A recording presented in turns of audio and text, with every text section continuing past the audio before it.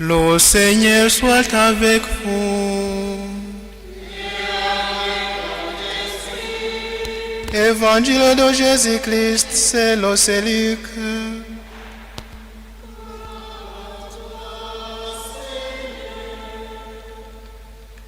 Jésus descendit la montagne avec les 12 apôtres et s'arrêta dans la plaine. Il y avait là un grand nombre de ses disciples et une foule de gens. Ces gens venus de toute la Judée, de Jérusalem et du territoire de Tyr et de Sidon. Regarda alors ses disciples, Jésus dit: Heureux vous les pauvres, le royaume de Dieu est à vous. Heureux vous qui avez faim maintenant, vous serez rassasiés. Heureux vous qui pleurez maintenant, vous lirez. Heureux êtes-vous car les hommes vous haïssent et vous repoussent, car ils insultent et rejettent votre nom comme méprisable à cause du Fils de l'homme. Ce jour-là, soyez heureux et sautez de joie, car votre récompense est grande dans les cieux. C'est ainsi que leur Père traitait les prophètes. Mais malheureux vous les riches, vous avez votre consolation. Malheureux vous qui êtes remplis maintenant, vous aurez faim. Malheureux vous qui riez maintenant, vous serez dans le deuil et vous pleurerez. Malheureux êtes-vous, car tous les hommes disent du bien de vous. C'est ainsi que leur Père traitait les faux prophètes. Acclamons la parole de Dieu.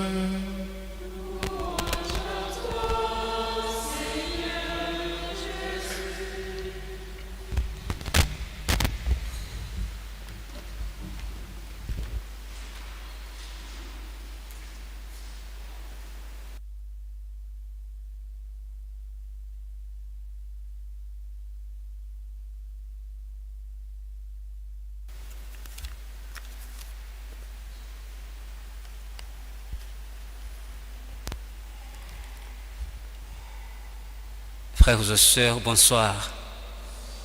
Que le Seigneur soit loué. Amen. Que le Seigneur soit loué. Il mérite la louange et l'adoration parce qu'il est notre Seigneur. C'est pourquoi nous sommes ici. Nous sommes venus via son invitation. C'est celui qui nous a invités. C'est pourquoi nous le louons, nous l'adorons, nous l'exaltons parce qu'il est notre Dieu. Les lectures d'aujourd'hui nous aident beaucoup. Mais le thème, je l'ai appelé « Apprenons le vrai bonheur qui est Jésus ». Apprenons le vrai bonheur. Le vrai bonheur, c'est Jésus.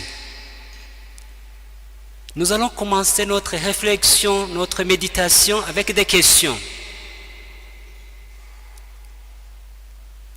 Qui est cette personne que Jésus dit, elle est malheureuse,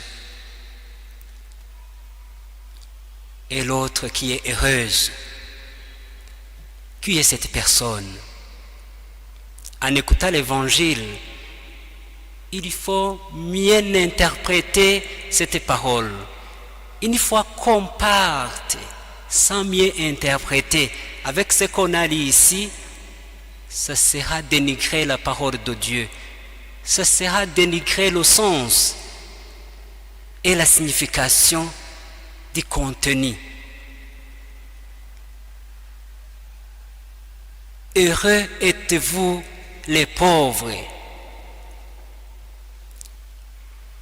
Qui est le genre de ces pauvres que Jésus nous raconte?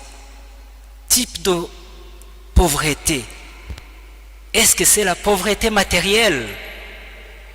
Quel type de pauvreté? Il faut nous poser la question.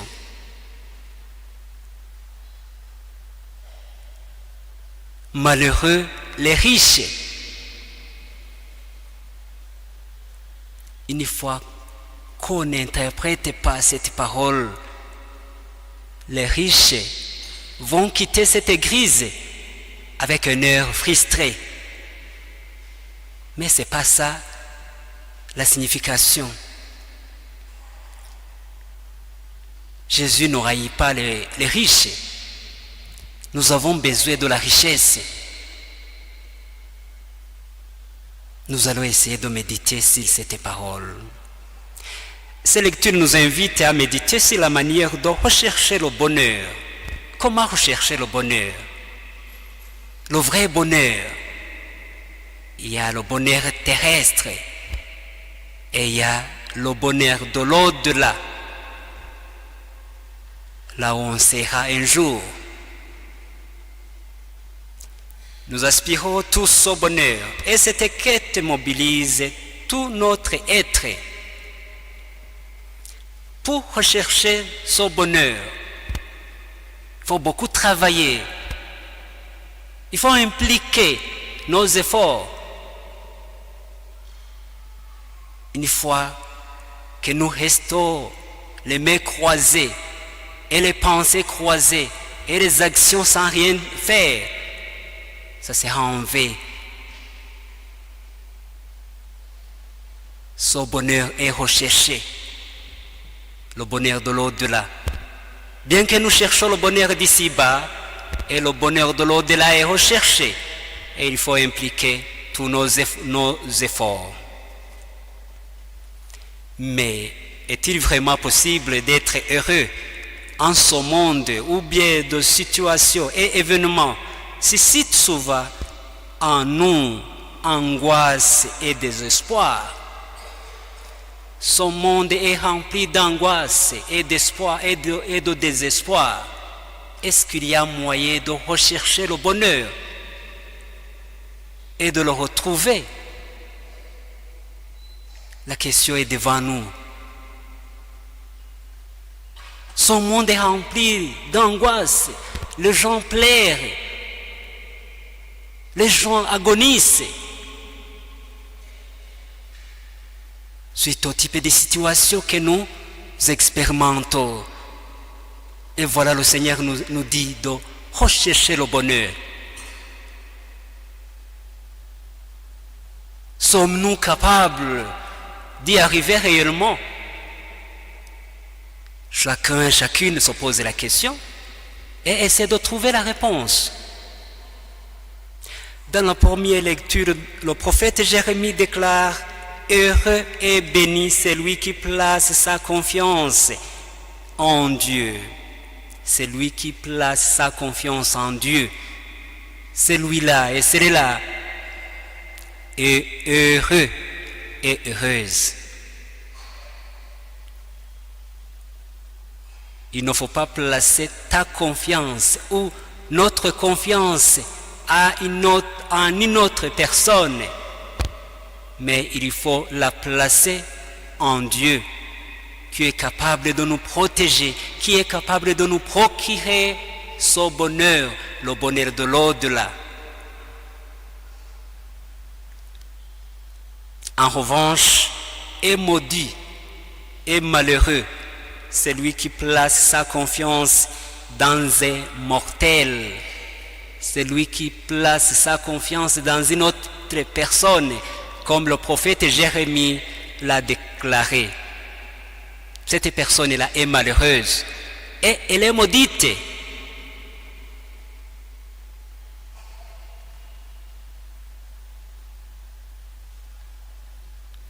Dans l'évangile, Saint Luc nous donne sa version des béatitudes. C'est là où je vais essayer de répondre ma question. Jésus nous dit: heureux êtes-vous parce que vous êtes pauvres. une personne qui est pauvre, quel type du bonheur avec la pauvreté, une fois que c'est la pauvreté matérielle. On n'a rien à donner à la famille.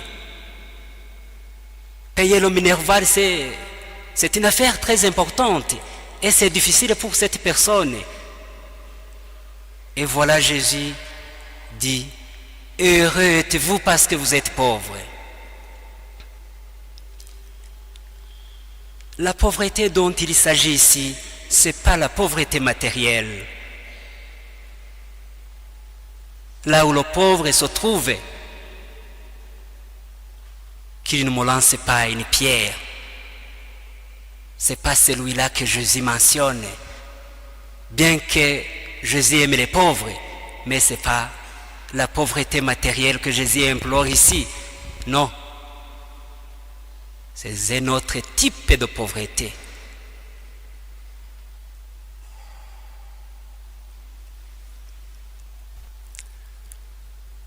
Le riche va se demander, une fois qu'on prêche cette parole dans l'église, alors que le riche se trouve là, c'est lui qui a la possession, il va se demander pourquoi Jésus mentionne cette parole.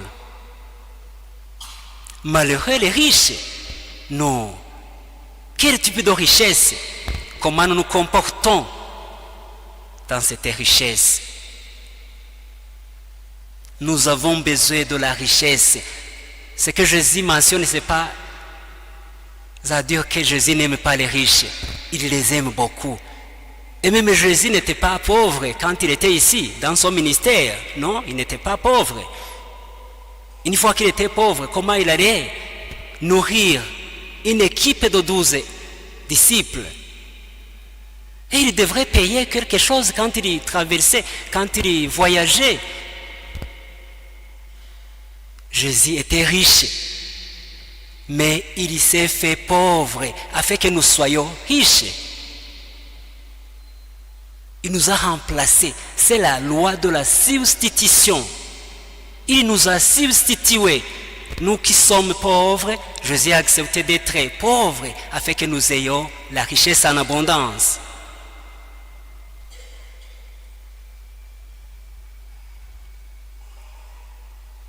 On ne peut pas repousser la richesse parce que la richesse nous est très importante. Construire les églises.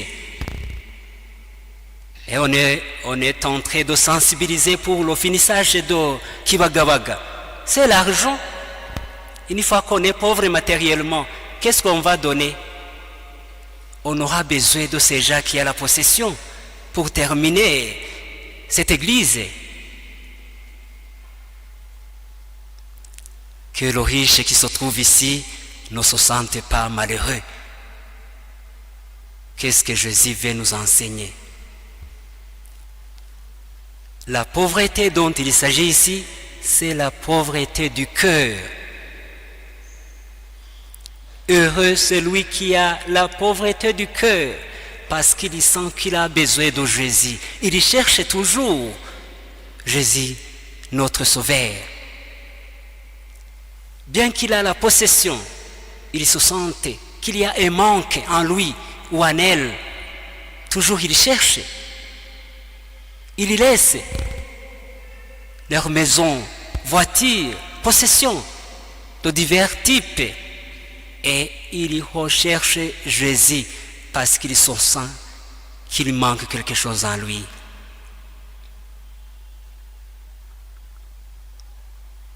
Et le pauvre matériellement, on ne peut pas louer cela, non. Toujours un pauvre cherche toujours à se relever pour chercher ce qu'on donne à la famille, paiement du minerval et d'autres choses. On demande toujours Jésus pour pouvoir à nos besoins. Parce que la parole nous le dit toujours. Philippiens 4 et 6. Ne vous inquiétez de rien, mais en toute chose, faites connaître vos besoins à Dieu par des prières et des supplications, avec des actions de grâce. Verset 19. Et mon Dieu pourvoira à tous vos besoins, selon sa richesse, avec gloire en Jésus. Dieu a beaucoup de richesses. Jésus était riche. Toujours un pauvre implore le Seigneur afin qu'il pourvoie aux besoins, à nos besoins. Et celui qui a en possession, celui qui possède, il faut bien interpréter aussi comment nous nous comportons envers notre possession, envers nos richesses. Est-ce que cette richesse est le canal pour ces pauvres-là qui se courbent dans la pauvreté? Est-ce que tu espères toujours dans cette richesse et tu vas dire ça me suffit, une fois que j'ai cela, j'ai des maisons, j'ai des voitures, ça me suffit, et tu oublies les pauvres qui sont à côté de toi là-bas. Une fois que tu ne te souviens pas des pauvres qui sont à côté de toi, malheureux êtes-vous. Mais une fois que la richesse que le Seigneur t'a donnée et tu essaies de donner, de partager avec le pauvre, heureux êtes-vous. Parce que le Seigneur t'a donné des choses très importantes afin que tu sois la bénédiction pour les autres.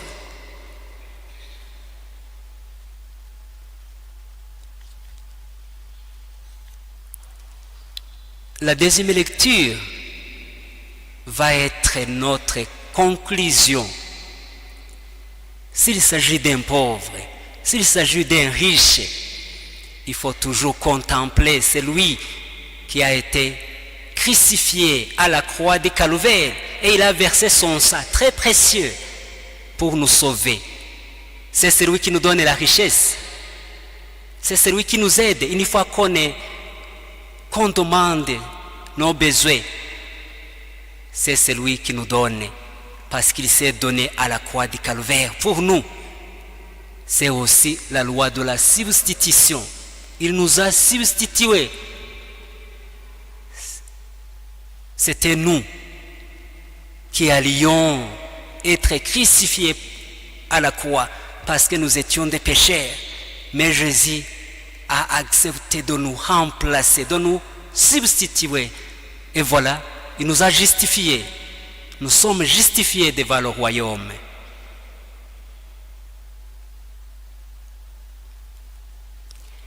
La résurrection du Christ annonce aussi notre propre résurrection, ainsi le bonheur dont il s'agit. Il s'agit du bonheur qui vient de Jésus et que personne ne peut nous ravir, ni la pauvreté, ni la faim, ni le pleurs, ni les calomnies, même la mort. Aucune chose ne peut nous ravir du bonheur que Jésus nous va nous donner parce qu'il nous a justifiés à la croix du Calvaire. Il a versé son sang merveilleux. Et nous sommes libres devant le Seigneur. Une fois que nous nous orientons devant le Seigneur, il nous accueille parce qu'il a dit, je t'ai déjà justifié à la croix du Calvaire. Viens ma fille et mon fils, je t'ai déjà justifié.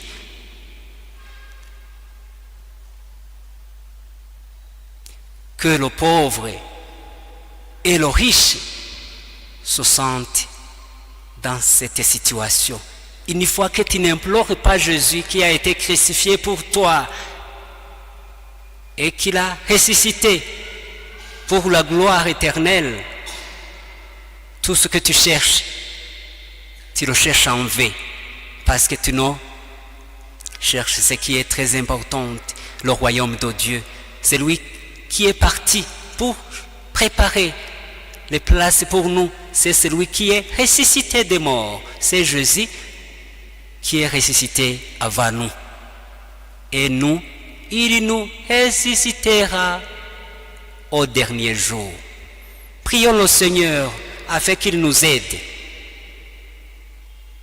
Que le riche continue à être riche afin qu'il soit la bénédiction des autres. Que le pauvre prie le Seigneur afin que le Seigneur pourvoie à nos besoins et à ses besoins aussi. Il est là, il est prêt.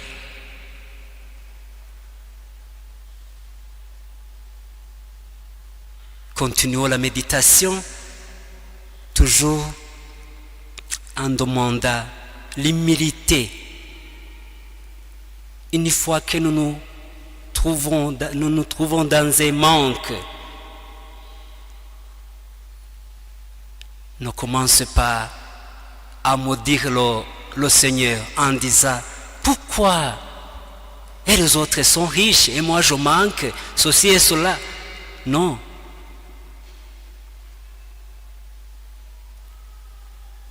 Oriente-toi devant la croix du Calvaire, devant celui qui t'a justifié.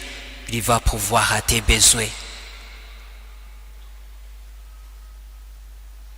Que le Seigneur nous donne la grâce et la joie de toujours orienter nos pensées, nos attitudes, afin que nous puissions arriver à la destination. Apprenons le vrai bonheur. Le vrai bonheur, c'est Jésus.